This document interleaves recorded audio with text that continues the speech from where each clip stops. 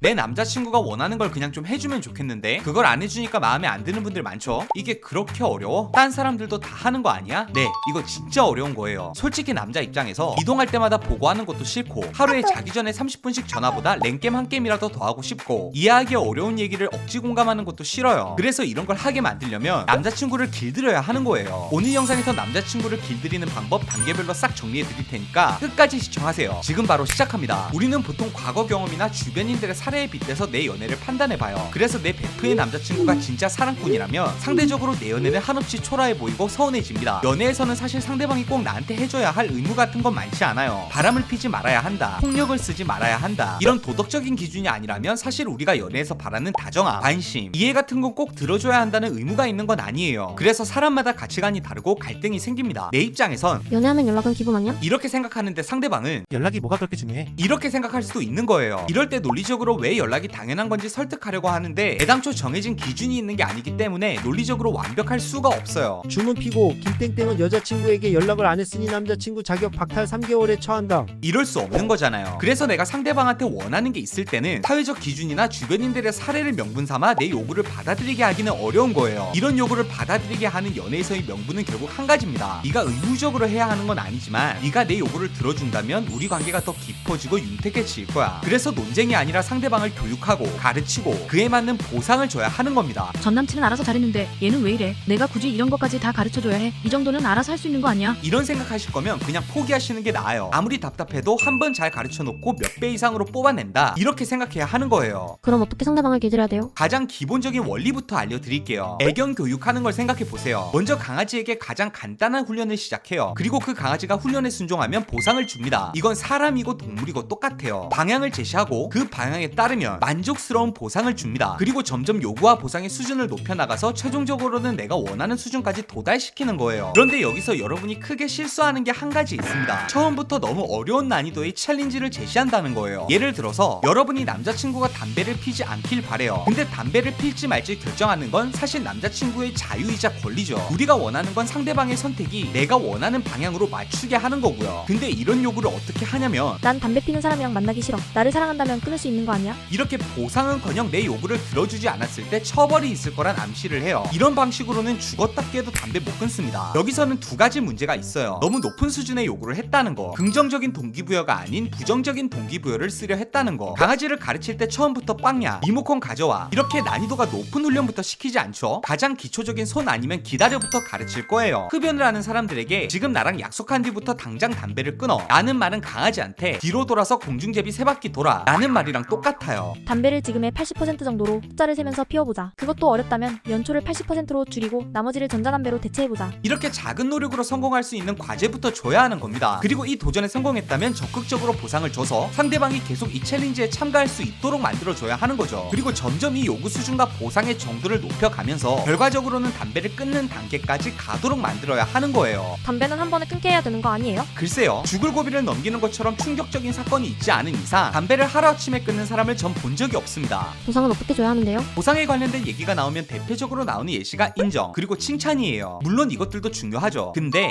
칭찬만으로 충분할까요? 사실 칭찬은 도구라고 보셔야 돼요. 칭찬 그 자체보다 중요한 건 자기가 잘할수록 지금보다 관계가 더 깊어지고 만족감이 높아진다, 이걸 깨닫게 만드는 거예요. 칭찬은 그 자체가 목적인 게 아니라 이런 깨달음을 얻게 만드는 도구인 셈이죠. 그래서 꼭 칭찬해주고 인정해줬다고 충분한 보상을 줬다고 생각하시면 안 돼요. 여기서 제가 추천드리는 방법은 상대방의 니즈가 뭔지 쭉 리스트업을 해보는 거예요. 데이트할 때 1박 2일을 더 많이 하고 싶어 한다, 나랑 미래에 대한 얘기와 계획을 원한다, 더 많은 애정 표현을 받고 싶어 한다, 이렇게 남자친구가 나한테 원하는 게 뭔지를 쭉 써보고 남자친구가 내 요구를 들어줄 때마다 하나씩 꺼내주는 거예요. 칭찬도 위 예시들 중 하나일 뿐이라는 거 헷갈리시면 안 돼요. 근데 이렇게 당근만 줘야 하는 거예요? 당근과 채찍이라는 말 자주 들어보셨을 겁니다. 그런데 사실 채찍은 이런 상황에서 그렇게 효과적인 게 아니에요. 예를 들어서 남자친구가 평소에 내 말 잘 들어주다가 요즘 살짝 긴장 풀린 것처럼 행동해요. 이럴 때 채찍은 너 요즘 나에 대한 존중이 줄어든 것 같아서 실망스러워, 이런 말이겠죠. 근데 이건 우리 입장일 뿐이고 상대방은 이렇게 생각할 거예요. 내가 그동안 해준 배려를 얘는 당연하다고 느끼고 실망스럽다는 표현을 쓰네.